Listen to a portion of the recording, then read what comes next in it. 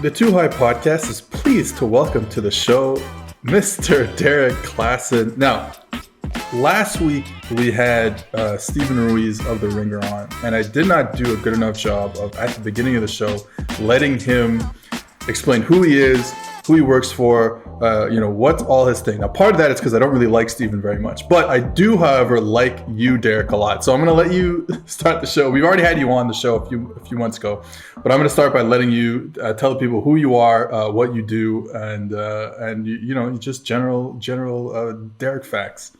Yeah, well, first of all, thanks for having me on again. I'm not going to lie, the tone that you started that with, I thought it was going to be an ad read for whatever reason, so I got a little scared that we were going to start off the show that way. Anyway, yeah, I'm Derrik. I'm at QB Class on Twitter. If you guys want to follow me there, I do film room stuff at Football Outsiders, and then I'm going to be doing some more draft stuff over there this year, more than we've usually done, which I think is really cool.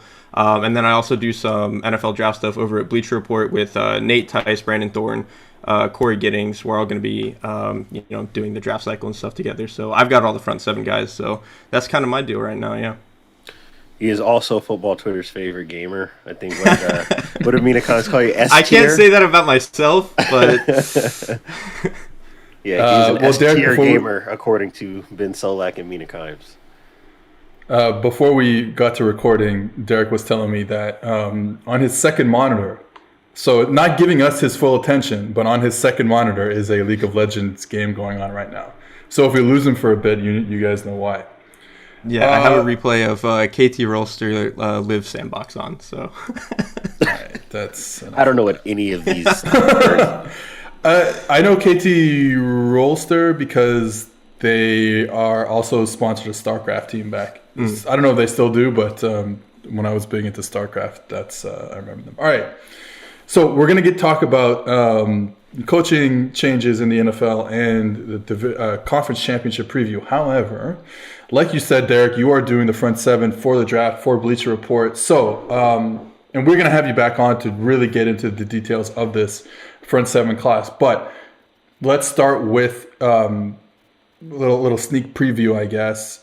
Your favorite from the three kind of positions you're doing. So let's start. Who's your favorite edge in this class? I mean, my favorite to watch has probably been George Karlaftis. I mean, I think just the way he coils and comes off the ball is kind of insane for a guy who's somewhere between 265, 275. So he's got super heavy hands. He's crazy flexible for a guy his size. So he's kind of in that Cameron Jordan-ish mold. So I've been really excited about him. I mean, he's kind of a top 15 prospect anyway, but he's to me a top 3 player. I mean, he's just phenomenal. Other than that, I really like Arnold Ebiketie from Penn State. He's kind of a smaller, wiry-ish type of guy, but he has some really, really good hands. He flies off the ball. His bend is maybe the best in the class, honestly. He's just, not as thick and powerful as some of the other guys, so you kind of have to live with that. But just his speed and bend is crazy, and he's got really good hands. So I'm pretty excited for him. So those are probably my 2 favorite edge guys right now.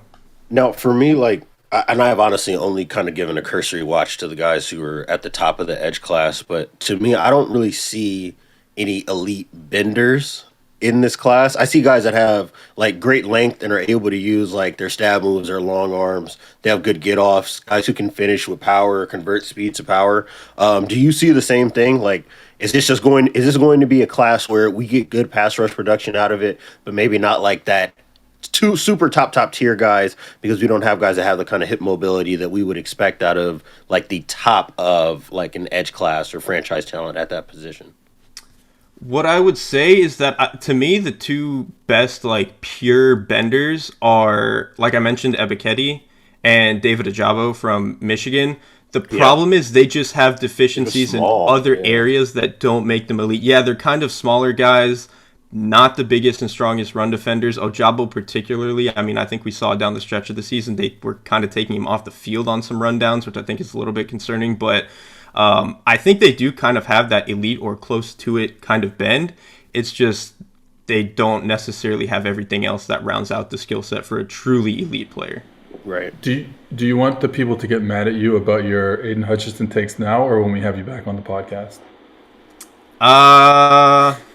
It depends. I'm hoping maybe people will come around to him being just kind of a good, not great prospect by the time we have him on again. Or by the time I get on again. If he's the first overall pick, bro, no, we're not doing that. So we're back to our favorite segment, which is Seth throws somebody on the podcast to the wolves with their take. Well, because the thing is, I do that to myself enough that I have to throw other people under the bus at times. All right, so let's move to the interior guys. Favorite interior defensive lineman? Interior, dude, Logan Hall from Houston. I was talking about this guy with Charles McDonald the other day because he finally got to watch him. He's not like the bendiest kind of guy. He's more of like a 3-tech 4-eye type, but dude, he comes off the ball really well. His hands are heavy as hell. He's just really, really mean. Like he's not ever really going to give you ground in the run game at all. And I think what's most impressive to me is he came in to Houston as like a 3-star, 225-pound edge player. And they've slowly bulked him up and moved him inside. So the fact that he's like kind of new to playing inside, but is so good at seeing in a lot of these run concepts and not letting himself get blindsided and all that stuff is crazy impressive to me. And it just seems like the ceiling for him is really, really exciting. So I'm all the way in on Logan Hall. To me, he's the second best defensive lineman in the class behind Davis. Nice. So actually, I'm glad you brought that up. And honestly, today is not the day to do all the Jordan Davis discourse because I find a lot of it exhausting. But I do obviously hear a lot from teams who have needs along the interior defensive line. Like obviously being where I'm from, I get a lot of Chargers fans who are asking like what the trade-off is between going to get like a high quality, productive player that's a vet like a Sebastian Joseph Day. That's obviously the hot name that's hitting. That's going to be hitting the market. We're expecting. If you're a team in that position, would you be more comfortable getting like a day 2 guy that plays on the interior defensive line versus paying whatever the veteran's price is going to be in this year's market to get immediate returns at that position? Like where are you at in terms of positional value versus a draft? I mean, I don't actually mind spending like decent picks on those guys. I think especially now with just the way that the NFL is kind of moving, if we're going to start moving to all these lighter boxes, these too high structures, you got to have guys who are going to eat up space. And I know that like a lot of those guys aren't going to contribute in the passing game as much, which sucks. But if you can get like just, average play out of them in the passing game and then have them be, great run stoppers, I think with just the way that the league is moving, especially with a lot of these like smaller linebackers too, like it just makes sense to have a guy who I think is good at doing that. I mean, you look at the Chargers, like it literally derailed their season because they didn't have a guy like that. Like literally derailed their season. So I don't really mind spending picks on that. I don't know how to like delineate which I would rather, spend money or spend picks. It probably just depends on what you think of the class. I don't know if there's that many great noses in this class. Like you get Davis and then I actually really like Travis Jones from UConn, but then after that it's kind of like good luck. So maybe you do need to spend in this in this offseason, but I wouldn't really mind allocating resources there at all. I have a question for you because you're watching so much of this film in the box, right? And I just recently did my rankings, my top 5 offensive tackles in the draft. You can go on PFF.com and find that.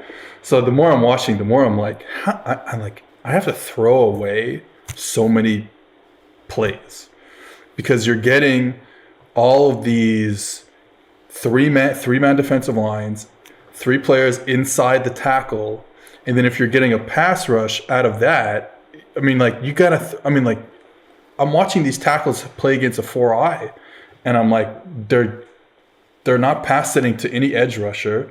They're almost like kicking inside it, and the 4-eye's got to loop around.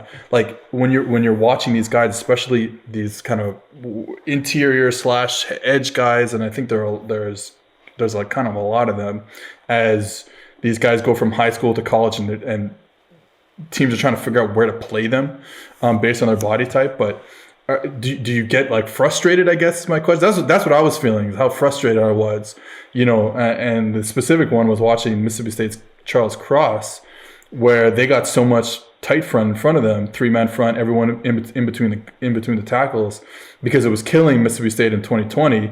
They did a better job against it this year, but I'm like, I got to throw. Now, luckily, they throw the ball like 75 times a game, but I have to throw out like 40 plays because it's like, well, nothing about this is NFL, right? And do you find that when you watch from the opposite side, from the D line? Yeah, I mean, it's obviously not everybody.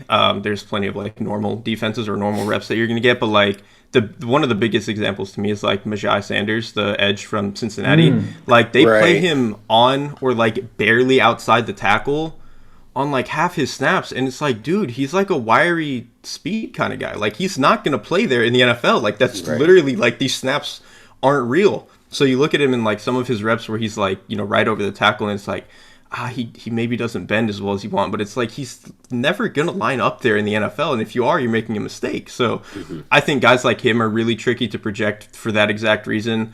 Like linebacker Mike Rose, also from Iowa State, he's playing like in Yes. apex the whole time.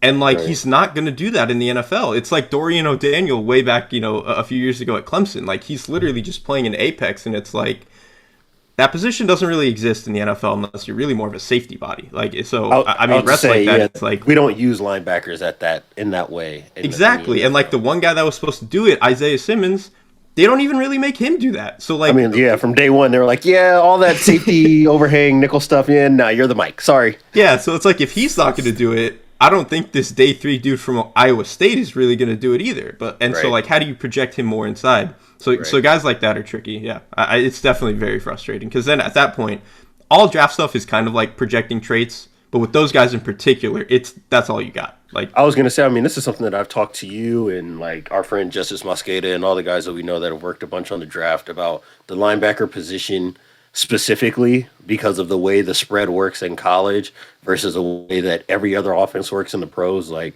at that position, you really are just like scouting out like, okay, what's the athletic profile? Has he peaked in terms of his athletic profile? Like, and if he moves inside, does this translate, right? Like, do we actually think that he can live between the tackles when outside zone is coming at you at 24 miles an hour, right? Like stuff like that really matters in terms of like your athleticism. Like, and for me, we were talking about this, with some of our friends on a Zoom yesterday, like watching Fred Warner.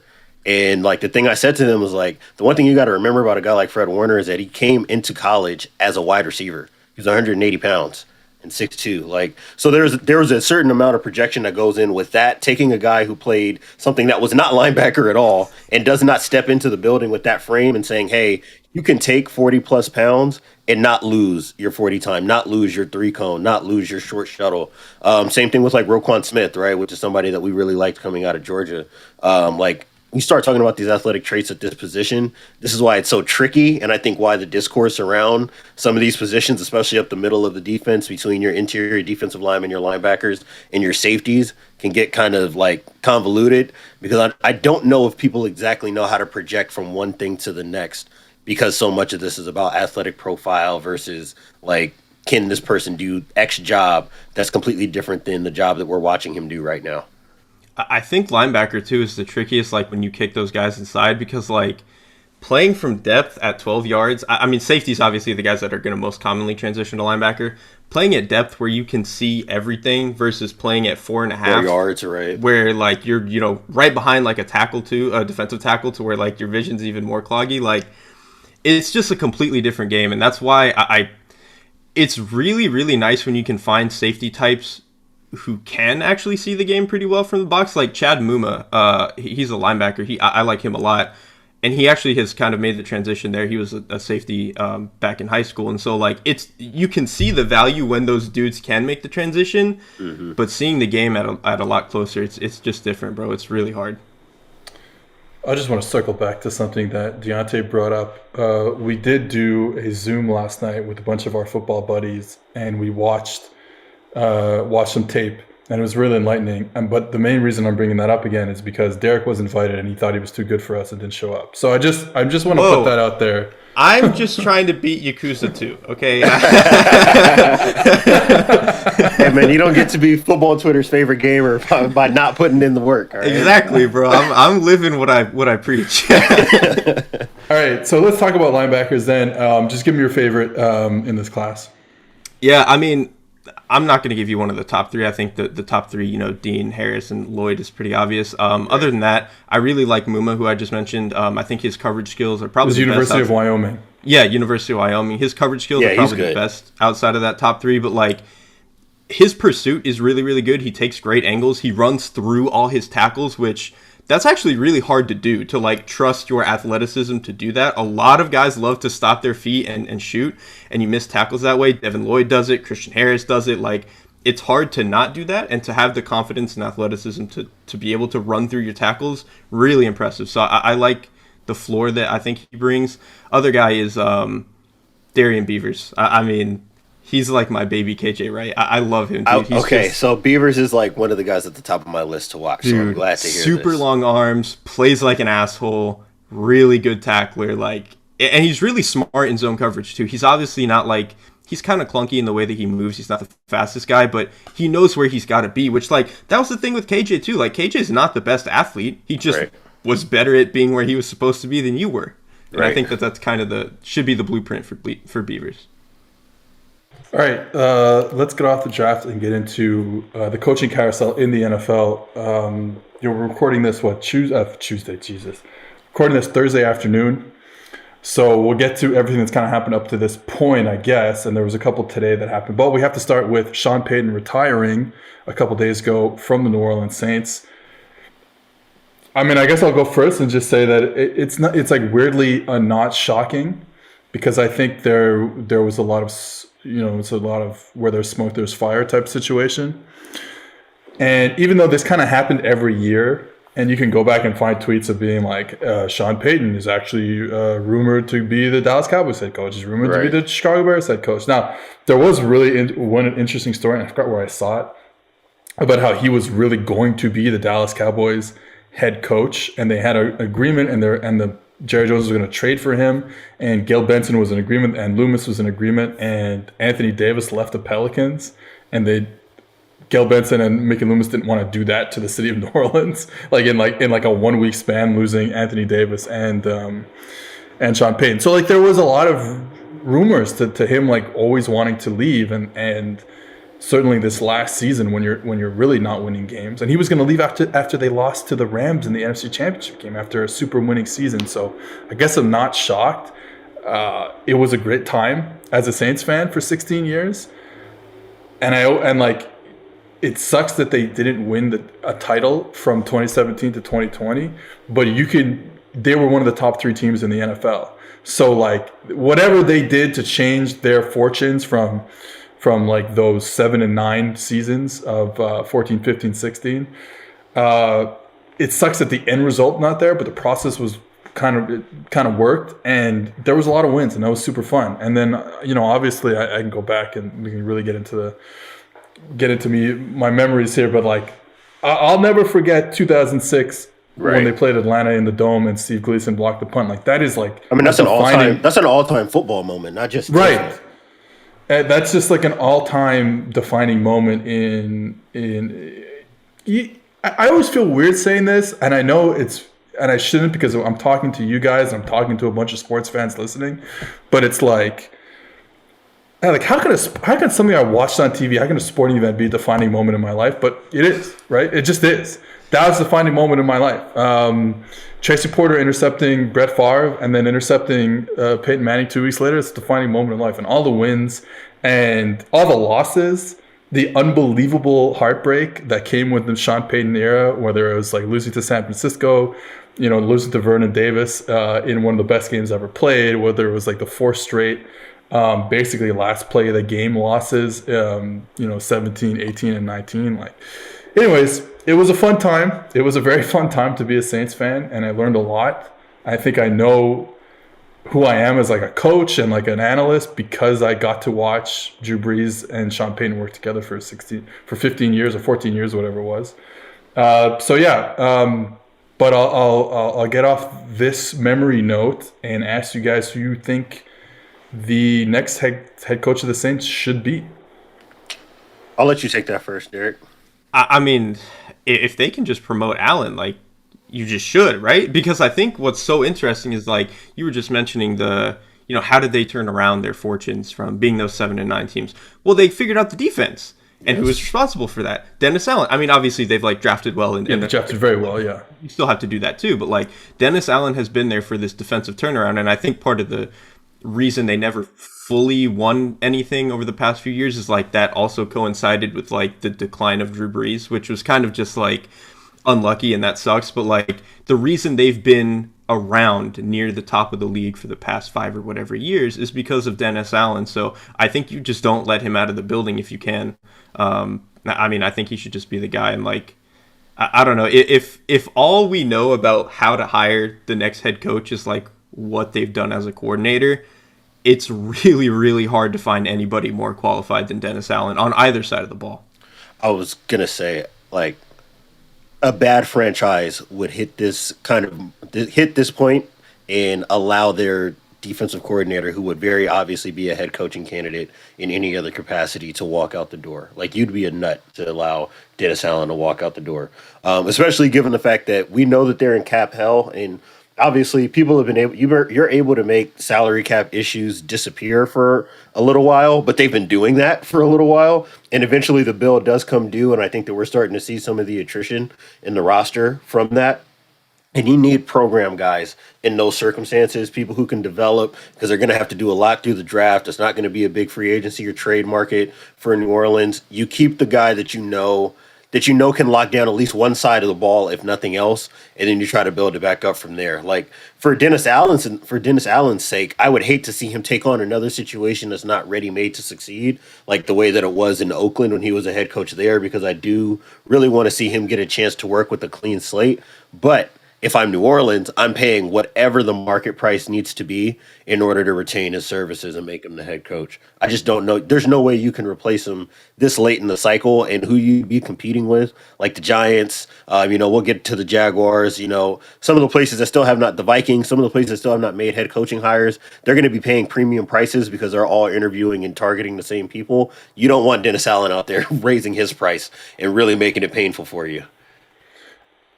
Let's flip to the offense, though. So even if Dennis Allen becomes the head coach, what do you do with the offense? Like, do you just say, "Hey, Pete Carmichael, you're sticking around"? You have called plays. Like, there's been times where Sean Payton has not been there, whether it's through COVID, whether it was through the leg injury, whether it was through the suspension. Like, there's been times where Sean Payton has not been the play caller for the Saints on game day, and I've always thought Pete Carmichael did a great job when he was there. But the question is, do we need to go in another completely different philosophical direction with the offense? Now, it certainly will depend what quarterback is playing there. Like, we'll have to see if they re-sign Jameis Winston. Certainly, I would imagine. Taysom Hill at that. I don't know. What can you do with that? Yeah. But that's the next question. Is like, do we need do we keep Carmichael and keep that general philosophy that the Saints have been into for 15 years, or do we think we need to go in a completely opposite direction? I mean, for the sake of my podcast co-host, I kind of hope that they hire Joe Brady to run the offense, so that way you can just tie all of your football references together into one centralized location. We will get elite take-a-tude out of Seth, no matter how that turns out. 100%. 100%. Like, we joke about our friend Justice all the time because he lives within this 3-year period where Oregon was really relevant. You want to do that? You want to put that on steroids? Give Seth the Saints and Joe Brady together, and the only thing that has ever happened in football happened between 2015 and 2019. That's right. But to me, I don't hate the idea of Carmichael staying around. Obviously you already had a little bit of brain drain last year with losing Mike Lombardi, or Joe Lombardi, to the Chargers. So I would say that, again, if you're talking about maintaining, right, and that's what I think that is going to be the biggest priority for New Orleans, is maintaining, given that they've got these openings so late in the cycle. I would like to see them just try to keep as much of this boat together as they possibly can. If you've got to make pivots down the line, to me, that's the next coach, next regime thing. But if you're not cleaning house, new GM, new head coach, new everything, then you might as well just keep, for continuity's sake, just keep your offensive and defensive coordinator there. Even if you have to offer him the head coaching job, and maybe just pay bump for Dennis Allen, whatever the case needs to be, just do that and keep all this stuff together and try to ride this out until your cap sheet is a little bit cleaner than what it is right now. And they've kept the front office intact with Jeff Ireland. Seems like he's staying. I don't know how to pronounce his first name, but Kai Harley, the capologist guy, seems like he's staying. And they've obviously hit those two plus Mickey Loomis have obviously done a really good job kind of turning the fortunes around of the Saints, like you said, Derek, in that 2017 era. And yeah, to me, that I think that's the best. I think the continuity there. Obviously, I'm biased, and I think you can't. I would imagine I'm like any fan of any team. Like when you tell me a rebuild is coming, I'm like, no, hold on to this for as long as possible. And like, yeah, like I don't want to see Alvin Kamara go. He's my favorite player that's ever lived. Like, you know what I mean? Like, I don't want to see that happen. Or Michael Thomas or all those guys. There's just too much. I just feel like there's just too much talent to really blow it up now. And they were, Matthew Stafford interception away from being in the playoffs again, even though the offense was bad. The offense cannot be as bad as it was last year, even without Sean Payton. Like, sorry, not possible. Maybe it will be. Not going to have to play 5 quarterbacks again. Like, it's Right, just, exactly. This is not. The injuries at tackle. Now, Terron Armstead is an interesting case. He's had some issues in the last few years, and he's such a good tackle, but they might have to let him go, which would really suck. But yeah, besides that, I'm not ready for the rebuild. Okay, let's get on to the 2 that happened today. 2 hirings that happened today. Head coaches, Nathaniel Hackett going to the Broncos, and Matt Eberflus going to the Chicago Bears. I guess the bigger one for me, and I think for everyone on this podcast, because of how we feel about Justin Fields, is Matt Eberflus going to the Bears. I guess my first question, and Derek, I know you've had thoughts on this today because we've been talking, is this idea about having a young quarterback and then being like, we need an offensive play caller, an offensive coach to be the head coach of the team he's on. Do you think that's right? Do you think that's wrong? Like, there probably is an extra value to doing that, but at the end of the day, if the guy is who you think he is, it's not going to matter. Like, he's going to be good enough to make any offense work at a certain point. And You're talking about the quarterback. Yeah, the quarterback. Yeah. I mean, and so, like, yeah, the Bears' offense was a little clunky last year, but also, like, he was a rookie, and his play style is kind of, like, conducive to being a little bit volatile, and you just hope that kind of tones down as he gets his play style is conducive to being sacked. That's what you were trying to say. I mean, yeah. he does like to hold on to the ball a little bit. But ultimately, like, yeah, if he's the guy who they think he was when they drafted him, like, it's not going to matter if they keep rotating offensive coordinators. Like, yeah, if you hit on a guy who is, like, completely incompetent at his job, that is going to hurt you. But if you can just get competent OCs in the building and Justin Fields is the guy that we think he is, I think it's going to be perfectly fine. I'm still not necessarily the biggest fan of, like, Eberflus as a hire. I'm at least willing to, like, see how he fills out the coaching staff, and I do think he did a better job with his defensive scheme this past year than years previous. I thought in years previous it was the most coward scheme in the entire NFL. And I think he did a lot better. A lot of people who have been on this podcast have said the same thing, interestingly. It's just, they were like, I don't know, bro. They ran way too much, just, like, soft cover two. It was fine for what it was, but, like, it very clearly felt like it had a cap. Yes. And at least this past year, he tried to, like, reach past it, and I think they kind of did. Maybe that's just because they had a little bit more cornerback talent and better play than they had previously. But, I mean, yeah, getting back to the point of, like, you have to get a quarterback-minded and offensive play caller, blah, blah, blah. It's nice. It can help. It probably has some degree of value. I don't think that's the only way to build your team. I think it's fine if you have a superstar quarterback. He'll figure things out. Right. And to me, like, the only scenario where you keep your play caller for multiple seasons typically is when the play caller is a head coach. Because if you have, especially when you have a young quarterback, if you have a young quarterback who succeeds and you're the offensive play caller, you want to know what happens. In 2 years, you become a head coach. If you have a young quarterback who's playing like shit, you want to know what happens in 2 years? You get fired. Like, so the idea that, like, you cycle guys in and out at this position, at this coaching position anyways, because that's where everybody's looking to create head coaches out of as it stands now. So I guess I don't put as much stock in that. Like, of course you want a good offensive coordinator. Everybody wants to have a good offense, but I don't think that the hiring of a defensive-minded head coach is the end-all, be-all.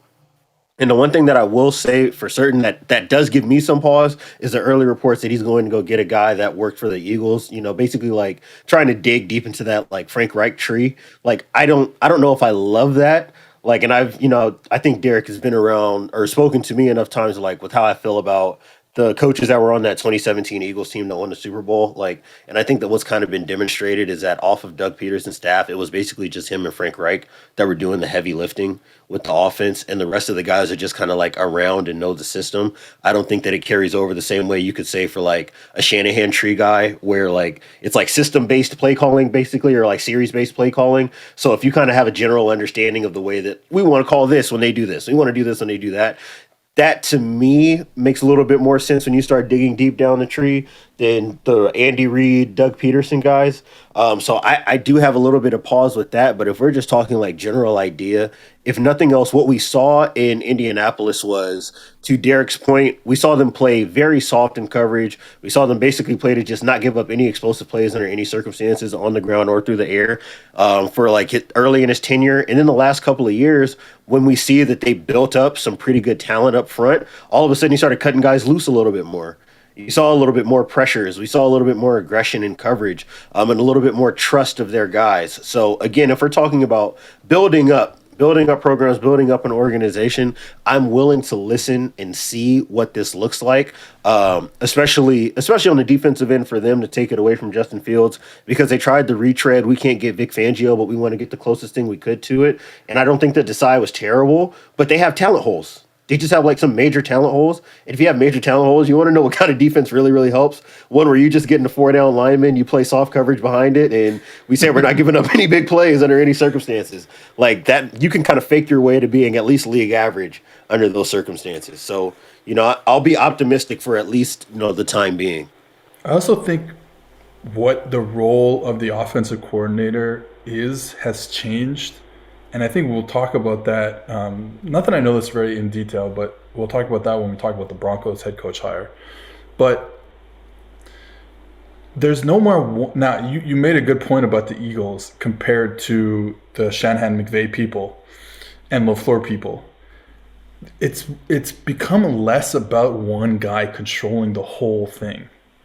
Right. So, like, it's not even about them saying, we're going to go get the best OC. It's really about filling out a staff, because what's happening now is football play calling and football game planning at this level, and I'm sure at the major college football level as well, has become about situations. And we have one guy for this situation, we have another guy for this situation, we have another guy for this situation. And I know teams that are, I can't name any examples off the top of my head, but I know teams that are saying, you call the plays in this situation on game day. You call the plays in this situation, another guy calls the plays in that situation, and so on and so forth. So I think there's enough of like, let's say the Bears offense takes off, they bring in the guy from the Eagles, he has a good staff, he leaves to be a head coach somewhere. Well, you can promote within, because everyone was already tied to this system, right? There was no like, he was the assistant, he didn't do anything, blah, blah, blah. I think everyone is really, pulling in the same direction and giving tasks that work for them. And I think, this has nothing to do with any of the individual team, but I just think that's good for ownership of your job and of the team and of your task and everything like that, is giving assistant coaches more responsibilities that way, and really doing it like that. And what we also see, and I think this has been going on in the NFL for a long time anyways, but we see a lot of guys who are like, wait, that guy's coaching the running backs? Wait, that guy's coaching the receivers? Like, I wouldn't picture that guy as a receiver coach. He never played receiver, or he's never been a receiver coach before. Well, what's happening, and again, I'm getting off on a little tangent here, but what's happening is all these players are in the off-season training with their coach, with their guy that they pay. Quarterbacks are going there, and the wide receivers are going to this guy in Miami, and the D-line is going to this guy in a ranch in Texas. You know what I mean? Like, we're doing all this individual training, so there's a lot. I could be talking so much out of my ass right now. There's a lot less technical training, technique training at the NFL level, during the week, either in the preseason and training camp, and then definitely on the season. So you end up with these guys who are like, and I should probably look it up, like whatever Nathaniel Hackett's position was. I think he was the OC, and then they had a bunch and then he's bringing in his guy who was a receiver coach. They're all OCs. They're all mini OCs. That's the main thing that I'm trying to get at. everyone on the offensive coaching staff is a mini OC, and so I think that's changed over time. I think it's unfortunate to a certain degree that it hasn't changed at the lower levels of football, because I think that can help a coaching staff. But I think that things are different, and I think that just because of one guy leaves, because you had him for 2 years and the offense was successful, I think you can keep continuity going for sure, just by the way that everything's kind of parceled out now. Good. Glad you guys agree.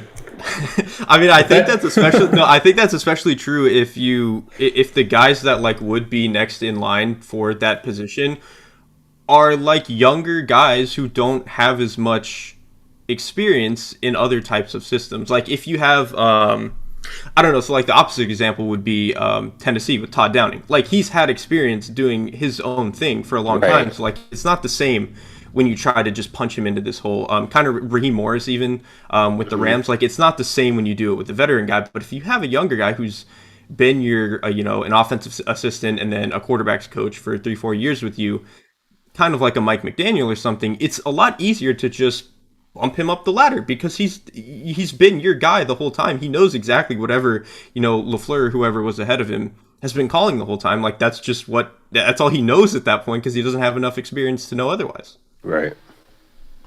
So let's get on to the Broncos, who hired Nathaniel Hackett to be their head coach. And I think, one of the things why I teased it before was, and I don't know the exact details, but the Packers coaching staff was really, even though LaFleur is a head coach and play caller, they really divvied up their situations and everyone was really handling a certain thing. Now, I don't know exactly what Hackett was handling, whether it was red zone, whether it was coming out, whether it was third down, whatever it may be.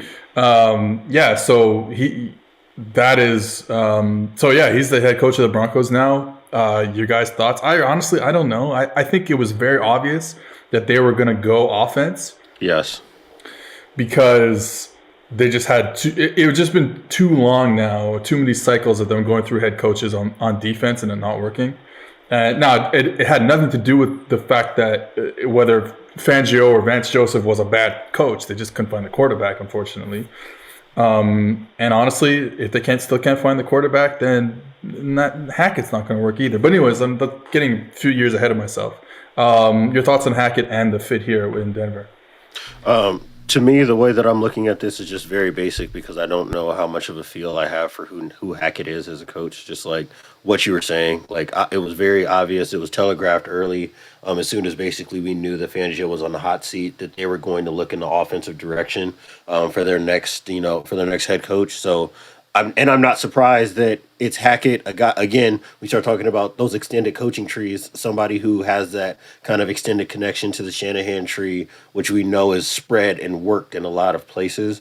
And this also, to me, is signaling that they're going to be looking to upgrade the quarterback position. Like, I don't think you bring in a guy who has not been a play caller before to call plays for somebody who has already played quarterback in the NFL. Like, I think they're going to try to create an ecosystem for a new, fresh face to come in. Either that or, we all have heard the rumors about Aaron Rodgers, which is another conversation for another day. So maybe they're bringing him in to have somebody who's familiar with the quarterback that they're pursuing. So to me, it's one of those two things. You're either going after the quarterback that he was just working with, or you're going to go draft a quarterback who has no prior experience in the NFL and try to incubate, your head coach and quarterback that way. On the other side of it, my thing with guys that are, on the younger end, don't really have a bunch of like coordinator experience and things like that. Like, I think it's just as fair to ask if an offensive minded guy can get somebody to figure out the defense as we do in the inverse. Like, this defense does it. There was some attrition that was happening. I think they had a little bit of bad injury luck, losing both your inside backers to torn pecs in basically like 2 week span. Like, that sucks, and that does harm you a little bit. I think that their safety play will probably even out. It wasn't the best this year. I think it'll get a little bit better. I trust having Justin Simmons and Kareem Jackson. So Caden Stearns is a good young dude too. Like, right? That dude can play.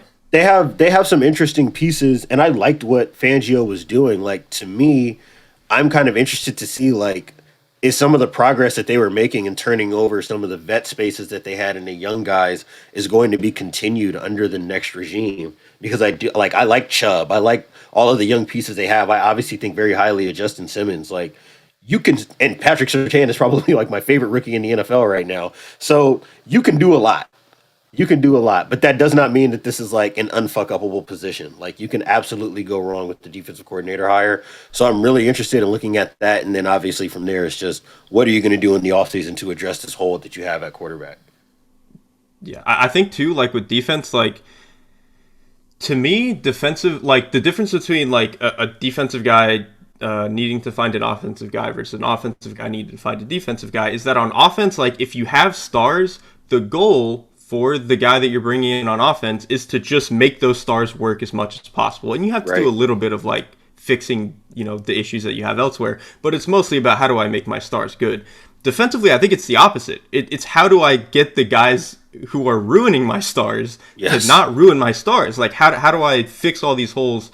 How do I plug all these gaps and that sort of thing? So I think it's honestly just like a completely different conversation. It's a completely different thing that you're looking for. And I think to your point, like, yeah, like we can't only do this on one side where, you know, if you bring in a defensive guy, what are we going to do on offense? Like, it works both ways. Like, you still got to hire a guy at a position. Somebody's got to call the plays. Right. It's not going to figure itself out. Right. All right. So those are the two that happened today. One that we want to talk about a bit is the Ravens firing their defensive coordinator, Wink Martindale, and it looks like Mike Macdonald, the Michigan defensive coordinator, who was on the Ravens staff just a couple of years ago, probably coming back. Are you thinking that he comes back? Now, I don't know why they fired Wink Martindale. I'm someone who's an insider can probably tell you better than I can. Him and Harbaugh had worked together for a long time, and sometimes these things that happen, and they weren't good this year, even though you probably blame that on injuries. I mean, honestly, they had an injury season from hell. Like, yeah. I wonder, I guess my question to you guys is, what does the defense look like going forward? Because we saw what Wink is in this hyper-aggressive, chaotic world that they live in. And then we thought that when Mike Macdonald went from the Ravens to Michigan to be the DC, we were going to get that at Michigan.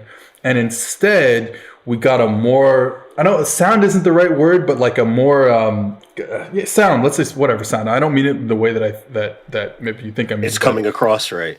Yeah. Like a more like a more balanced approach. A more balanced, yeah, exactly. Right? More balanced is probably better. Yeah. So then, if he goes back to the Ravens, is that what we're getting? Like, is that the idea here? Like, okay, this type of defense that we've been running in Baltimore for all these years, we're done with it. Let's go back. 4 down, everyone's happy. 2 high safeties, they rotate late. 4-2-5. We're living in a clean world. I think. Go ahead, Derek. I think Diante can speak more intimately on like the particulars of what their scheme is, but the thing that I would be interested in is like, did he not do all of that blitzing stuff that Martindale is because he had 2 first-round edge rushers? Of course, you don't have to if you have those guys. Like, you just don't have to send that kind of pressure if you have 2 guys you know you can get home. So I think that would be the thing I'm curious about. The other thing I'll add is going from Don Brown, who was that chaotic, blitz-heavy guy, there might have been some sort of like mandate to say, hey, like I don't like you're coming here, Mike Macdonald, but we can't be doing that anymore. So I don't care if that's what you wanted to do because that's what you were with in Baltimore. Like we're not doing that no more. Well, it's funny you bring that up because that's exactly the way I was thinking about it. Like, the more I think about it, I'm like, I see what you did, John Harbaugh. Yeah. You sent your favorite assistant to go do the exact same thing you're about to ask him to do in Baltimore. Hey, go replace the nutcase who wants to blitz on every down and see if you can bring some order into this building. And if you can, then I'm just going to yank your ass right back from little brother. And that's exactly what it looks like. Like, to me, and I do think that, Derek, you make a great point because not only do you have, like, first-round caliber edge rushers, they're both, like, at least at the college level, pretty good run defenders in their own right. And that does open up the door for you to say, hey, we can live in 4 down and play with 2 high safeties and not get killed in either direction. Like, right, like it's not that we're playing the cover zero max fit stuff where like Michigan State, back in Narduzzi's days, where everybody's pressing and is basically cover zero with the 4-man pass rush. Like there is a little bit of that kind of man match quarters-esque, who's in the fit, who's out of the fit stuff that exists there. So I do think that if I'm John Harbaugh, I'm looking at Dennis Allen, I'm looking at the 49ers and DeMeco Ryans, I'm looking at these guys who have found this way to be able to apply some of the too high stuff that you're seeing without it coming at the expense of the pass rushers that you have on roster. And they have some guys who are twitchy, they have some guys who are young, some guys who have been productive. Like I still think if they were to retain Justin Houston, I still think that he can give something. He's obviously just not the player that he was prior, but I still think that he's valuable.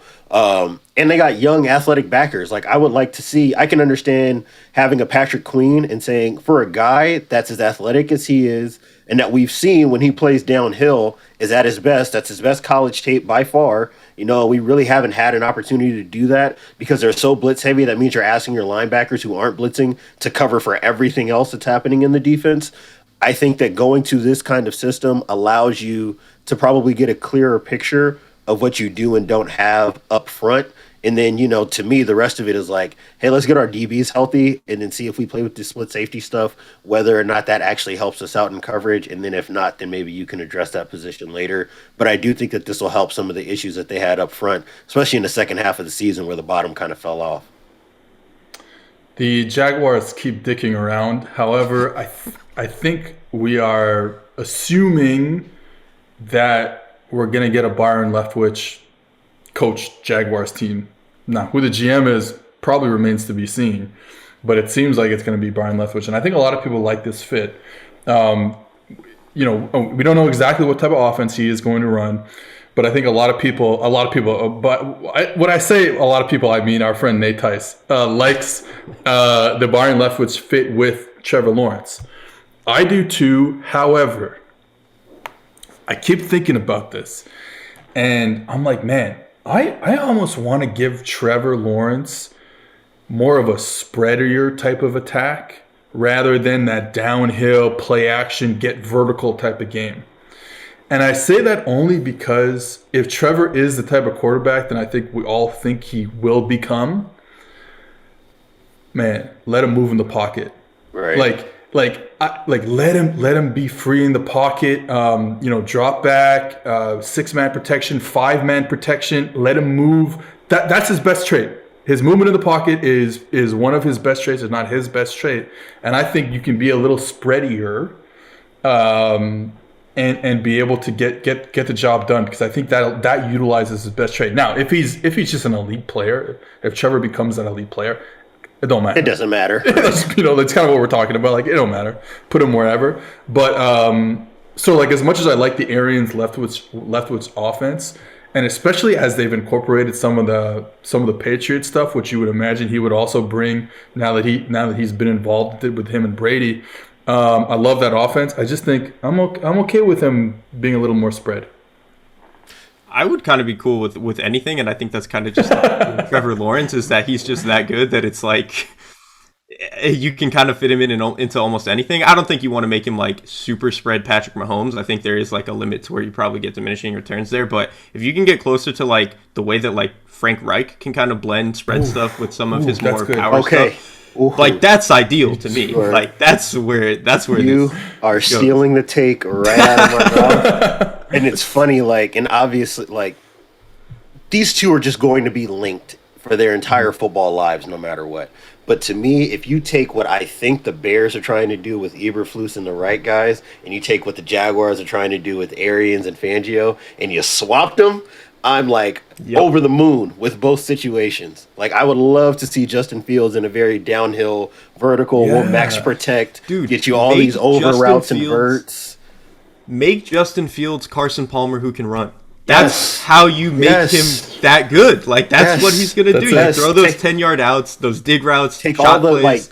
Peak Ben Roethlisberger in Pittsburgh under Arians. Like, yes, give me that. Give me the 12-step drop back with 2 hitches, and you're taking the top all the way off the defense. That's what I want. Like, so if we swap those two, I'm probably happiest. But again, we're talking about guys who I think exist at that like top tier of talent for young quarterbacks. So if it works, and it's going to work because these guys are just freak men, you know. So on a certain level, I don't have any protests. I will say that if the rumors are true that he's also bringing Adrian Wilson and Vic Fangio with him as like the entire regime, nice. we're really cooking. Okay, we're talking about some potential for a very quick turnaround. Like, and the one thing I will say about Arizona, for all its warts, one thing I will say is that they hit the draft hard with a bunch of athletes. When they go into free agency, they're going to get all the fast guys. They want all the height, weight, speed guys. And to me, if you're approaching the Jags, who have just been an absolute tire fire over the course of this year,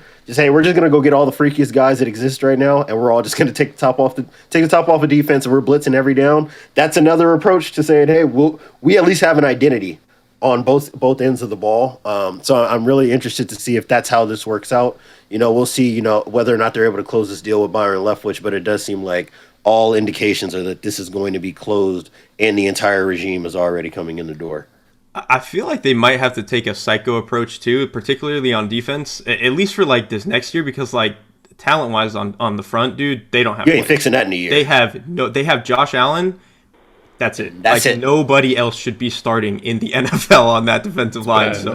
Yeah, I think until they fix that, they kind of have to. I mean, that's kind of how the Cardinals fixed their problem. I mean, they had J.J. Watt and like Zach Allen is like kind of nice, but they were kind of fixing their interior problems by just being psychos. And I think that's kind of what the Jaguars would maybe need to lean into. In a lot of ways, it almost sucks that they were so bad this year because they're going to be in a draft position that almost doesn't allow you to go get the kind of players in this draft that I think they need to get. Like the value for their picks based on where they're selecting, it doesn't really lend itself to addressing the positional needs that I think that they have. So yeah, like you were saying, Derek, go be psycho men. Just get all the height, weight, speed guys you can find, and this is a 2 to 3 year process, anyways. Because I think a lot of their problems you're not turning over in a single off season, no matter what your approach is.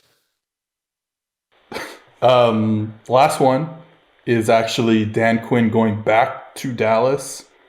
For me, I think that's great. I think the defense was perfect for their guys that they had this year, and obviously like Micah Parsons. You know, if they don't have Micah Parsons, I probably don't say that. But, you know, just perfect for what they wanted to do. Probably need to find a better man coverage corner. But besides that, I think this is great for Dallas. I really think it's great. I have no complaints, honestly. Like, I don't have a bunch to add. Like, people know how I feel about Dan. I love Dan Quinn. Absolutely love Dan Quinn. One of the few guys off the Legion of Boom system that I really, really enjoy watching his brand of defense. And it, like you said, it fits. Even if they lose some guys up front, which I think that they're probably trending in that direction because things are going to start getting a little prohibitively expensive for some of their vets, I still trust what this defense is supposed to be at its peak because you have Micah Parsons in the middle of this thing. Like, the fact that you were able to just go out and get another early round linebacker and this one finally hits, now the doors are open to be able to address the rest of the stuff. I think if they can get another DB, like honestly, I don't even have that much beef with Trevon Diggs as a number 2 corner, but I think if you can go get another DB who can really play in cover 1, like now, like I really think that defense has the ability to sustain itself year over year. I mean, yeah, I don't really have a whole lot to add either. All I would say is that like it seemed like a lot of the talk around Quinn this offseason was like, you don't want to hire him because he's a retread, blah, blah, blah, blah, blah. But like, he's been an awesome defensive coordinator at every stop, both in college and in the NFL. And his tenure as a head coach with the Falcons, like, yeah, it kind of went down the drain, but like, it was a good run. Good. And he consistently hired good people, like obviously Kyle Shanahan, but then like having Sark after, like Sark was a good offensive coordinator. The problem ultimately was just like they didn't, fill the cupboards correctly, and that kind of falls on Dan Quinn, which sucks. But like, I thought people were really too critical of the possibility of rehiring Dan Quinn as a head coach this year. I think at some point he'll get another shot, and I think I might be pretty excited depending on where that team is down the line. 100%. Okay. I was told that on the podcast earlier this week, my Manscaped ad read was the worst ad read in the history of ad reads. This is where I slowly roll away from my take offense to it, but We will learn. We will do better, one step at a time. And so this week's ad read will be read entirely. No jokes. No, I'm not changing any words. I'm just here to promote the beautiful products that Manscaped presents to us. So, roses are red, violets are blue. Don't let a wild pube wreck you. Valentine's Day is just around the corner, and our sponsors at Manscaped are here for you with the best tools to get your balls ready for the special occasion. This V-Day, it's time to join the 4 million men worldwide who trust Manscaped, the leaders in below-the-waist grooming, with our exclusive offer. Go to manscaped.com and use promo code PFF for 20% off and free shipping. The holidays went by so quickly. Did you remember to take care of your package with the best tools for the job? The Performance Package 4.0 from Manscaped is just a thing every guy needs in their life to make each and every day just a little more special. I'd like to propose making February 13th a national holiday as National Shave Your Balls Day. Who's with me? Anybody? I think this is the one holiday that men and women can get behind at the same time. Manscaped created their products for a night just like this and will make your V-Day date say, wow, great set of balls you have there. So get 20% off and free shipping with promo code PFF at manscaped.com. That's 20% off with free shipping at manscaped.com and use promo code PFF. Join Cupid and shoot your arrow with Manscaped this Valentine's Day season. All right, ladies and gentlemen, it is time to talk about the conference champion. Don't look at me.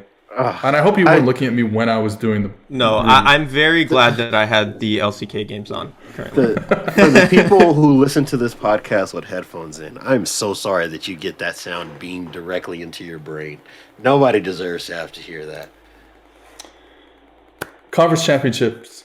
We had the best divisional round of all time last week. Hopefully we have two excellent games. Chiefs, Bengals, Rams, 49ers. Let's start with the Chiefs when they are on offense. So I'm rewatching the game. So if you go on my Twitter, you can look at, I posted two heat maps. So the targets from Patrick Mahomes 2020 and 2021. And one of the things you see is a lot more heat over the middle part of the field between 5 and 15 yards or something like that. And when you go and look at how they played against the Bengals in week 17, I believe, they made the whole thing about targeting the Mike linebacker. They knew they were going to get cover 2, which is what every team plays against them. And when you get cover 2 or even quarters, you can put the Mike in some binds. And if you don't have Fred Warner, who we're going to talk about, and you have, Jermaine Pratt instead, like you can, that's tough on a defense. And I'm like, man, that's where they got to keep attacking. They had a whole bunch of plays where they put the Mike in a high-low, and it worked for them. And the opposite is the Bengals saying, hey, every time that we played anything other than quarters or cover 2, that Patrick Mahomes shredded us like he does to everyone else. So how about we just never play anything but that? No man, no cover 3, no blitz, nothing. Cover 2, quarters, that's it. I think that what you're talking about too, with like the change in his heat map in that 5 to 15, middle of the field area. It's like it's also, it's not just a product of the fact that they're seeing a lot more too high coverages. It's a product of the way teams are playing their too high coverages against him. If you're playing cover 2 or quarters, you can be aggressive and have those guys nail down on crossers, nail down on dig routes, all that sort of stuff. You don't want to do that against Patrick Mahomes because the whole point of playing these too high structures is that you have bodies deep. And so that's, I think, why they transition to a lot more of these routes, is that Mahomes knows that if you're not going to want to nail down on this stuff, well, then I can beat you under your safeties and stuff like that. So I think unless, these Bengals safeties are really, really good, so it's possible that they have a great day and can nail down on that. But, like, it's hard to beat Patrick Mahomes like that for 4 quarters, man. Like, to have to play that little vertical game of do I play deeper, do I nail down on Patrick Mahomes for 4 quarters, good luck, man. Good luck. After last week, I am not in a position to say that any kind of defensive approach is going to work against this offense. Like, it's back, guys. this is what it was supposed to look like all the time. And I think that honestly, now that, and it's so funny how much clearer of a picture we get once all the stupid turnovers are out the way.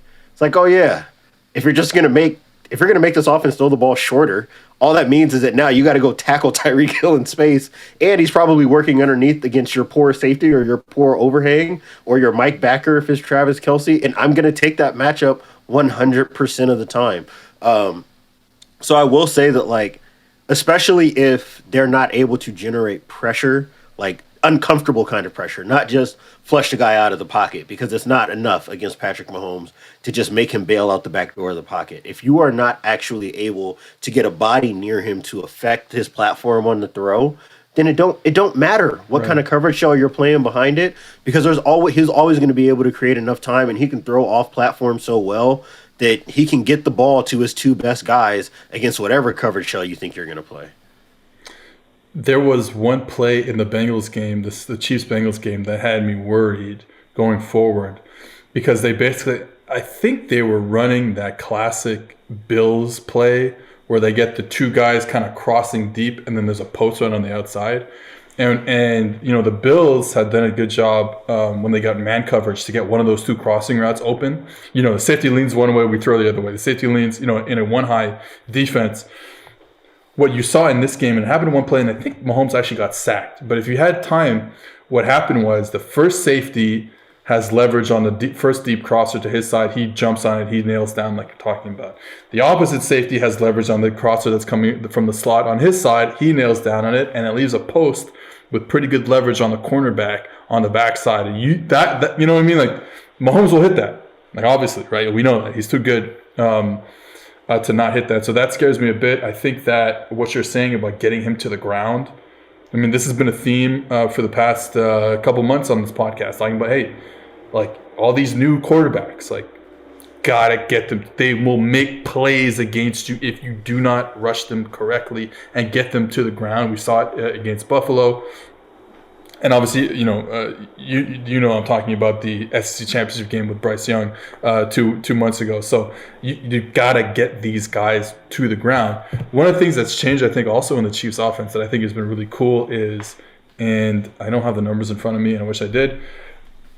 Travis Kelce lining up in that isolated receiver spot was such a great use of him against one-high defenses. Yes, I was going to make that point, yeah. Now what you're seeing, and again, like I said, the last game I watched for the Chiefs, obviously I watched the Bills game and then watching them against the Bengals again. Now he's playing back in the slot more, and they're getting him vertical down the middle of the field. Because, again, who's our best player? Or who's our biggest receiver over the middle of the field? It is Travis Kelce. Let's get him there. And again, we can high-load the mic and do all that stuff. And I think that's been a really good change for them. I mean, to me, and I'm looking at this now, so I may have to vamp a bit as I talk through this, but just watching their share of routes that they're targeted on based on whether or not you're playing cover 2 and quarters versus when you're playing cover 1 and cover 3, the adjustment for them was just taking Kelce and Hill off the vertical tree. The percentages drop, significantly, and basically everything is working underneath. And to me, the hallmark of this offense is not just what Mahomes can do with his arm; it's what their receivers are able to do after the catch, right?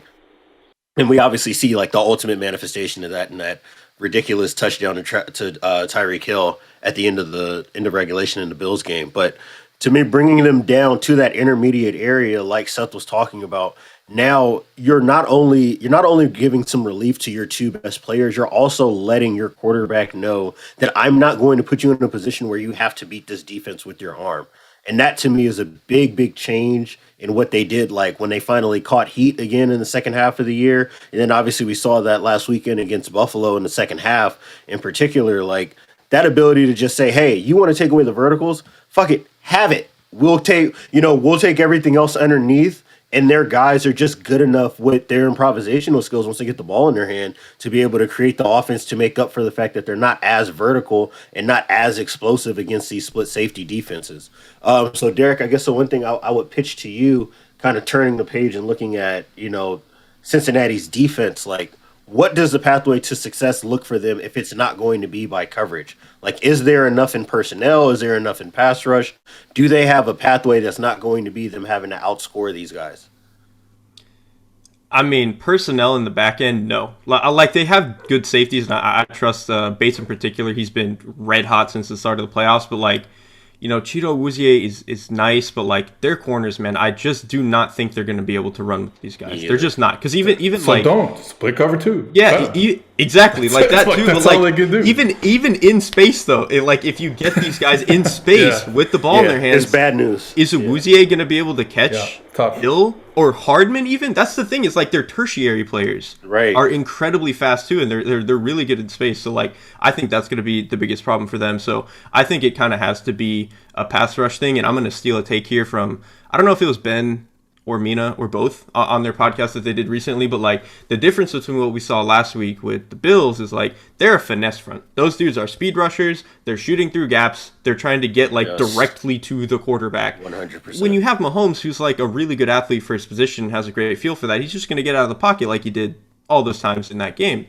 The Bengals are more of a length and strength. We're going to push the pocket, the Patriots style. We're going to crush you. We're going to suffocate you. That in a way gives more time within the structure because you're not getting immediate guys that are free running at Mahomes, but like that's the way that you have to do it. If you can hold on to coverage for 2.5 seconds, crush the pocket and make him uncomfortable, that I think is the only way defensively that this team can win. And I think they kind of do have the personnel for it. Like Hendrickson is perfect for that. I think their interior guys, when they're on in pass rushers, are not like, they're not going to immediately win a two-way go, but they're going to crush the pocket on you. And I think that's really the only way that you're going to be able to hold this team under like 40, I think, in this game. The Chiefs remind me of what I had said about Alabama before the national championship game. Kind of where I kept saying like, college football can't let this Alabama team win the national championship because it was not the top Alabama teams of the Nick Saban era, and it was about to happen. And with the Chiefs, it's similar in that the NFL had a chance to end this. Yes, they had a big chance to end this and beat them in the games where the offense was struggling in the middle of the season. The Giants game and this game, like all these games where the defense was the only thing holding this whole Chiefs team together, and they couldn't do it. Now they're hosting another damn AFC Championship game, and like you said, Mahomes is figuring it out again, becoming the best player in the league again. That's the difference, is that this is not even to take away from Bryce Young. He's a fantastic college quarterback. He cannot develop enough within a season to fix Alabama's problems. And like he might develop fine like down the line and be a good pro, all that, but like he's like a 20-year-old kid trying to figure out like his first year as a starter. You're just not going to get that kind of development within a year. When you have Patrick Mahomes, who's been to 3 straight AFC championships before this, has won an MVP, has won a Super Bowl, you can get that kind of development over literally 8 weeks. Right, and that's especially when everybody is playing you the same way. All you're doing is just logging reps at that point. Exactly. He's too good to play that long against something and not figure it out. Yeah. This is the problem they gave you the Chiefs offense gave you all of these issues when you played one high. And the issues we've talked about for ages of these deep crossing routes and Kelsey as the isolated receiver and you couldn't win one-on-ones with him, against him, blah, blah, blah. And so everyone says, okay, we're going to go too high. But the issue is, man, most NFL defenses, when they play too high, are not pattern matching defenses.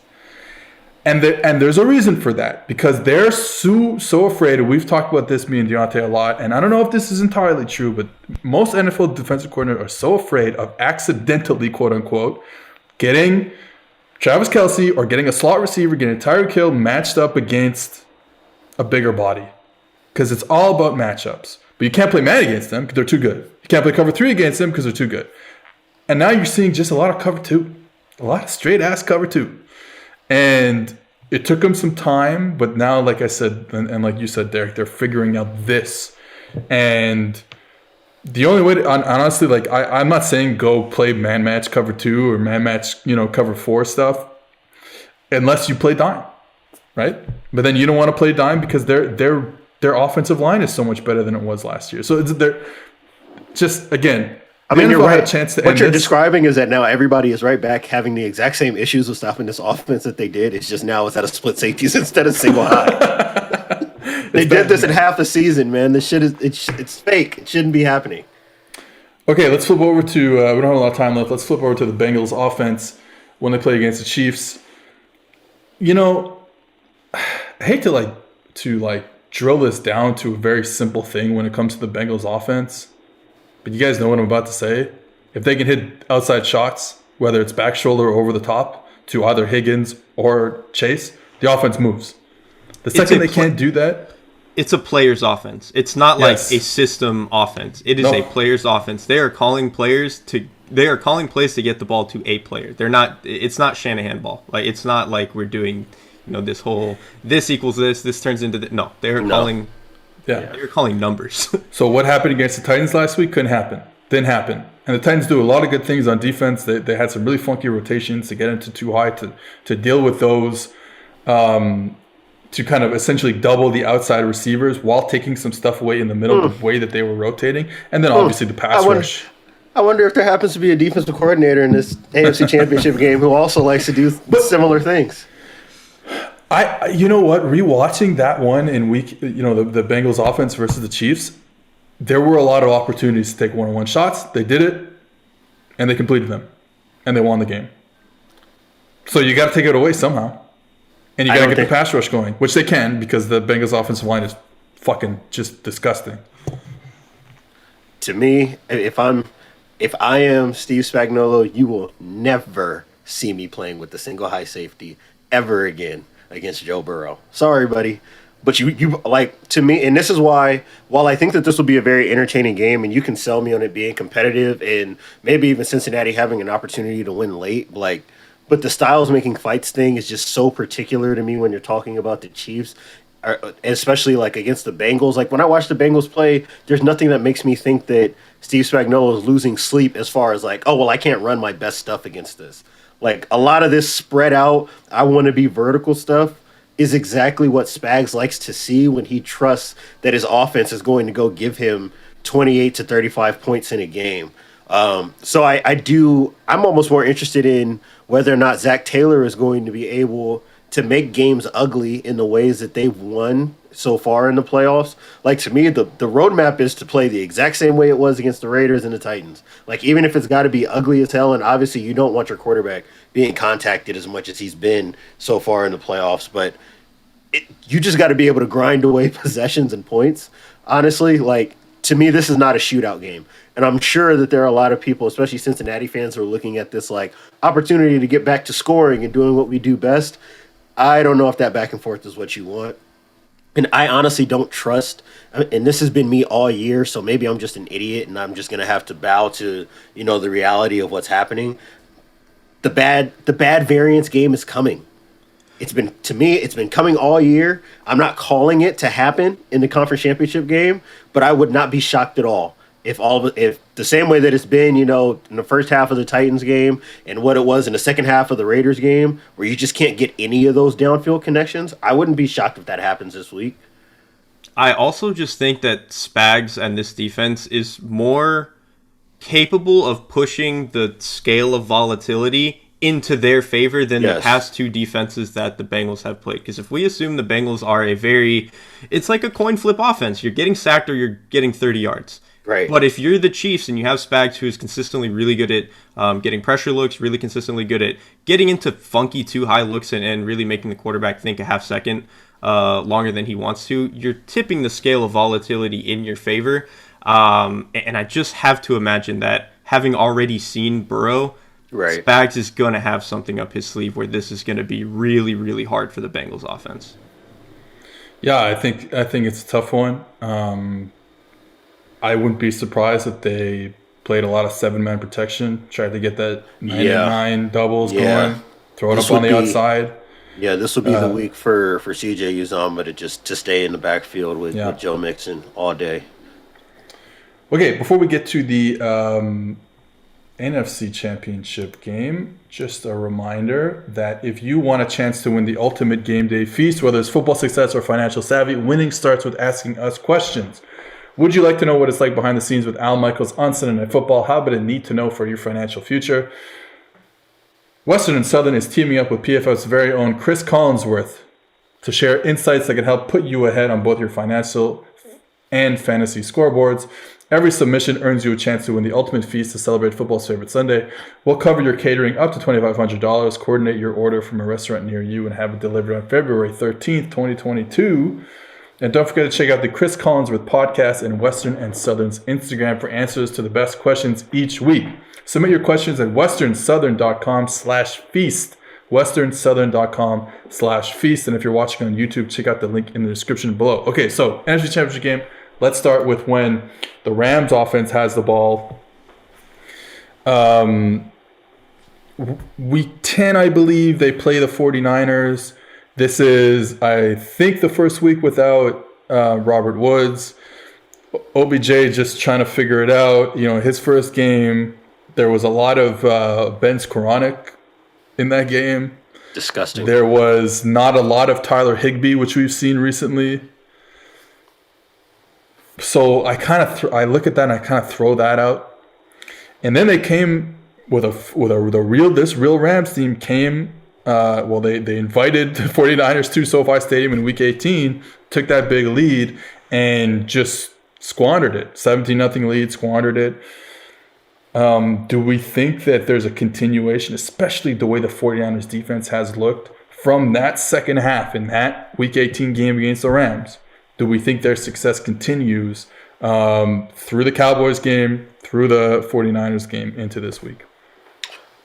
I will say, like, when we talk about recipes for success, like, I will say that the 49er defense is constructed and plays out in a way that's probably best for trying to create issues for what Los Angeles does best, like in terms of not blitzing, right? We're not really blitzing. They can live with stopping the run out of split safeties, which allows you to play it on early downs more often. And because they're linebackers, and we've talked about this, Seth, are like basically perfect in how they drop into zone coverage. They pass off these underneath routes. They're able to give body presence all the way out towards the sideline if they need to. Like, it's a great way to protect your corners. And I just trust what they've been doing. And if they get any semblance of just like regular pass rush production, like that is the recipe to create a bunch of problems for this Rams offense.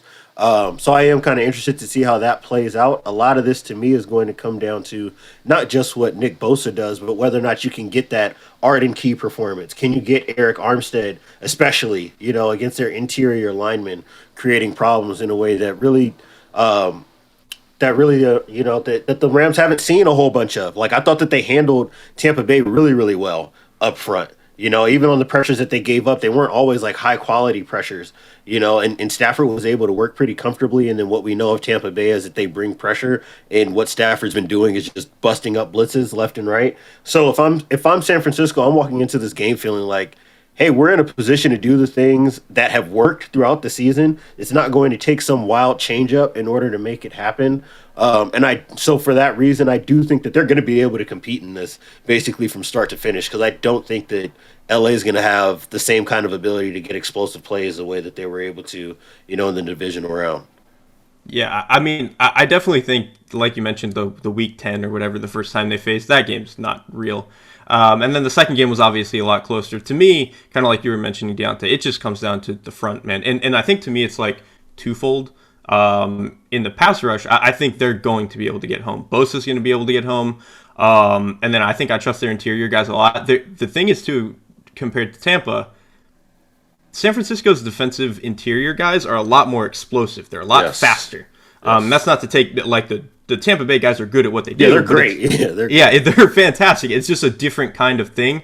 And I think with just, I don't know, I don't really trust this Rams interior. I know they've had some good games, but they've had some horrific moments, particularly against San Francisco. And I think that that's probably going to happen again. And then I think the other side of it is that in the run game, the way that San Francisco handled the run game against the Rams the last time around, I thought was fantastic. Because the Rams are still very much like they want to get to the edge, And they want to do that as much as possible, even though it's not the same, everything is wide zone into play action. That's still kind of the core of what they do in the run game. And I thought the way San Francisco handled them was like, all right, if you are stretching the play wide a little bit, we're going to have all our defensive linemen, we're going to shoot them back a gap, and we're going to have our linebackers play over the top fast, and we're just going to create a bunch of mess. And because we are way more explosive up front than you are, and we have good and fast linebackers, we're going to be able to catch you on everything. And they did. And I think that's probably something that they're going to be able to do again in this game. So rewatching the Packers offense against the 49ers defense last night on the Zoom with all my football friends, not you, Derek, though. Our friend who coaches high school in Pennsylvania, Brendan Clark, was talking about how Fred Warner, I didn't realize this at all. Fred Warner is so good at taking on blocks, but having his eyes past the block. And like understanding, like it's almost like he doesn't even care that there's a blocker coming. He's just gonna shed him, and that's it. And it's unbelievable to watch. Like if you have a chance to go, maybe look for that when you guys are watching the game on Sunday. He just is an incredible player against the run, and then he makes everything go in the passing game. It's unbelievable how everything works for him. Him being really good allows them to play a lot of weak side rotations when they do spin the safeties down. Because when you rotate the weak safety down outside of the will linebacker, like Joey Greenlaw or whatever, that pushes Fred Warner to the strong side a bit, pushes him out wide. That puts him in space against trips. Don't matter. He's too good. Don't matter. Chasing down bubble screens, sticking to stick nods, it's unbelievable. And so now you can be in all these different worlds. And if you wanted to rotate strong, and that means he's got to carry vertically in a cover 3 scenario, no problem. Like you could just do anything you want, and you can play cover 2. And there's some snaps where 2 snaps that I can think of, one against the Rams and then one against the Packers, where they're playing cover 2 in the red zone. And the safety that is kind of like to his side, the side that he opens to and covers the receiver, he don't give a fuck about the number 3 receiver. He's like, Fred's got it. Fred's got it up and down and back. And I don't care. I can just focus on the two other receivers to my side. Fred's got it, no problem. It just allows him to do so much. He is such a pleasure to watch and a very valuable middle linebacker. Valuable, yeah, because here's the thing. Like, I guess defense in general, but like a lot of coverage is just about like where, if you have your best guy, how much space can he create for everybody else? Where you're like condensing the space for everybody else, because if he takes up so much, everybody else has to cover less. Like outside of Jalen Ramsey, man, like I don't know how many dudes give you more of that in coverage than Fred Warner. And it's so weird to say for a linebacker. I guess we did do this, kind of recently with Bobby Wagner a few years ago, but like I just don't know how many more coverage defenders are better than him. And like, yeah, he's not going to match up one-on-one with Mike Evans or whatever. Like, that's not what you're doing, but just what he's giving you in terms of changing, like fundamentally changing the space. There's like 4 guys who give you more, and that's it. If that, it's literally Ramsey and maybe 1 or 2 other guys. Like, it's a very simple question to answer for me. In what other world, for what other team could Jimmy Ward be your best defensive back and you're playing in the NFC Championship game? Unless you have a freak like Fred Warner. Like, it's really that simple. Like, and I'm glad that you framed it this way, because it's almost hard to conceptualize for some people that a middle linebacker is protecting your corners, but that's legitimately what's happening, because he can do so much. Like they were basically able to take away everybody who was not Devontae Adams last week off of that, and obviously part of that is Aaron Rodgers not wanting to work in between the hashes a whole bunch, but there's a reason for that, and that's because 54 is in between the hashes, and I'm not throwing the ball where that guy is at. If an offense is running a bunch of vertical stuff at you, and you're the outside corners, you don't feel pressure to need to squeeze stuff inside, because he's taking it away. Like those dig routes, he's going to perfectly carry the seam route up until he knows where that dig is breaking, and he's gonna melt right into that window, and it's gone. And the corner doesn't have to think about that at all. There's nobody else like that. Like, there just is not. I have a simple question for you in terms of classifications, Derek. Is this a goblin, a ghoul, a gremlin? Where are we placing Mr. Warner here? I almost think, I think ghoul might be the best because he's talk like your way through this. Take time. I'm trying. So like, to me, a goblin is more like it's more of like a physical presence, and it's not to say that Warner is not like a physical presence. To me, a ghoul is more like you can't even conceptualize where or how it is affecting you. Like it's hard to like see and quantify it, but it's there and it's ruining your day. He is a ghoul. That was as good. We should end the show before we get onto the Rams offense, the 49ers offense, because that was as good. No, you're right. Like you don't realize, just like a ghoul, just like a ghost, you don't realize that he's like you. A ghost, dude. Like, you cannot see what he's doing, but he's doing it. Like you can't put it on a number. I mean, it comes up for like the defense as a whole, but for him, it doesn't come up. But he's doing it. Hey, we got to get out of here, but we actually do have to talk about the 49ers offense. I was going to say, I can kick this off because I have a very simple take, and this is for over, like, a few years of watching Kyle Shanahan in big games. And, like, it can almost turn very basketball-esque in a sense, and I said this in our group chat, but nobody is about to touch this football except for Brandon Ayuk, Elijah Mitchell, Deebo Samuel, and George Kittle. Nobody else is touching the football. And Jimmy Garoppolo's they're not going to... If they could go out, if George Kittle could hand the ball to Elijah Mitchell and Deebo Samuel and throw the ball to himself, I promise you that he would do that. There you go. It's very simple. I mean, to me, it's simple. Now, the one thing I will add before I hand it off, because I know we got to get out of here, is and the one ways that I am interested and maybe will take something from like the Week 10 game is like the ass kicking that they do to LA when the Rams are in base. I do think that matters, especially when we start talking about how effective they are at a 21 personnel. And if I'm Shanahan, again, to the point of I only want my best guys on the field touching the football, this is probably the week, where you say, hey, we're only going 11 personnel on obvious downs and probably passing out of empty a whole bunch too to try to manufacture space. We saw that a lot in the second half. Against the Packers, anytime they had a third down that they needed to be converted, it was as spread as possible so you could get that one-on-one between Kittle and Campbell or whatever linebacker was covering him. But outside of that, I expect this to be a very condensed, in a phone booth type of football game. And if they're actually able to maintain game flow well enough to be able to do that on a regular basis, that's by far the best possible approach for this, if I'm a San Francisco 49ers fan. To me, I mean, I think to that end, the most important players in this game to me are the Rams' defensive ends, not their outside linebackers, not Miller and Floyd. To me, it's guys like A'Shawn Robinson, and Donald. I mean, we know what we're going to get from Donald, but A'Shawn Robinson, I think, has been really, really good the past few weeks at being a run defender, clogging stuff up. But like the way that the 49ers do their run game is they're going to run at you, they're going to run at you, and they're going to run at you, and eventually you're going to break. Yes. If A'Shawn Robinson breaks, this game is over. It's done. Like, I think he has to play out of his mind. And we know, again, knowing Shanahan, he's not going to run the ball at Aaron Donald, right? Like, why would you? Yeah, exactly. He's smarter than that.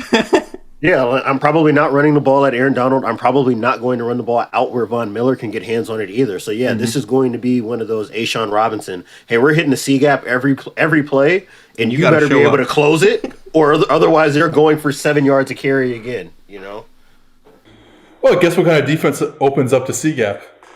Like the 5-man front that they run. Hey, before we go, Diante, just if you could do it in like a minute, your thing that you were telling us before the show, but Ramsey in the slot and when the 49ers run the football and don't run the football. Yeah, so I don't have the percentages right in front of me anymore, but it's basically like a 20-point difference in general. And then when you start talking about like early downs in particular, like, and our friend Ben Solak was the one who pointed it out to me. And this is kind of tied to my original point when we start talking about things like what kind of personnel is on the field versus what Kyle Shanahan likes to do. So he wants to run the football when Jalen Ramsey is outside because that typically is tied with them playing base, right? You have two corners on the field. You're going to put them both outside. Now that means that a fourth or third, depending on what your personnel is, linebacker is on the field. And when we're talking about the Rams, a team that had to bring in Eric Weddle basically for this playoff run, a lot of that is because they don't ever want to be in position to have to play out of base. They want as many guys that are like decent DBs in terms of fitting the run, so that way they can stay in nickel and dime stuff. So and again, this ties into like 21 personnel. Can you keep Juszczyk on the field on second downs, right? You can do it on first down all day long, but can you get into these second down situations where you're staying in 21, 22, 12 personnel, things like that? And if you can do that, that's really where you can start to get that added value of where the fuck is Deebo Samuel going to be on this snap? Like, is he in the slot? Is it a condensed set? Is he in the backfield? Like, and that's where you really start maximizing what it is that they do. So for me, like, that's kind of the game within the game thing to watch is when Ramsey is in the slot, are we seeing passes? And is that when they're attacking Ayuk on the outside on like those glances, those drift routes that we've talked about? And then when he's outside, are they going to be able to run those outside zone, those toss schemes, et cetera, well enough in order to set up the play action passes away from Jalen Ramsey? Because I think that this, again, to the point of stars versus the not stars, you're going to get a lot of Darius Williams work. You're going to get a lot of work for every corner that's not Jalen Ramsey. And anytime Eric Weddle's on the field, please believe that there's going to be a check called to test whether or not he's actually good enough to play at NFC Championship game level. Derrik, that's where I'm at. Thank you. Thanks for having me on again. All right. There you go, guys. That was the Too High Podcast. We will see you next week after hopefully another great weekend of football.